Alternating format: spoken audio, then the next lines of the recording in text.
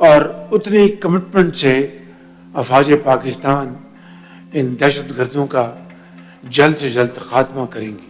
এক সিন্ধু নদের পানি আটকাতে গিয়ে রীতিমতো ঘুমন্ত আগ্নেয়গিরিকে জাগিয়ে দিয়েছে ভারত। এই নদকে অস্ত্র বানিয়ে পাকিস্তানকে বিপদে ফেলতে চেয়েছিল ভারত সরকার।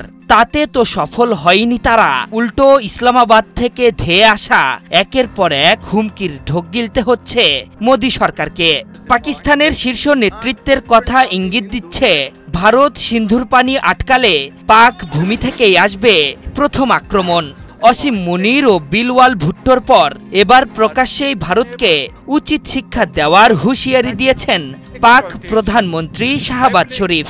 তিনি বলেছেন, আমাদের এক ফোঁটা পানিও শত্রুদের ছিনিয়ে নিতে দিব না। এমন যদি চেষ্টাও করে তারা, তাহলে উচিত শিক্ষা দেওয়া হবে।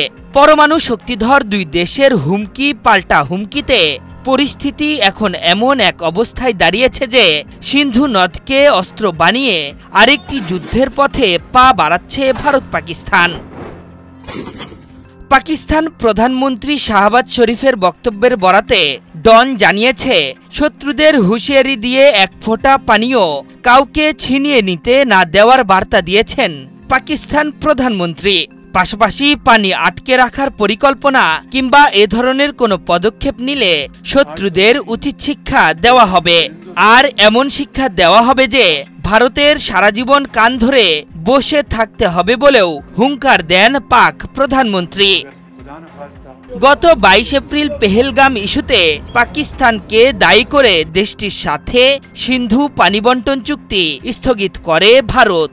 এরপরই আন্তর্জাতিক সালিশ আদালতে মামলা দায়ের করে পাকিস্তান। সেই মামলার রায়ে গত 8 আগস্ট হেগের আদালত জানিয়েছেন, সিন্ধু নদের পানি বন্টন চুক্তি স্থগিতাদেশ ভারতকে তুলে নিতে হবে।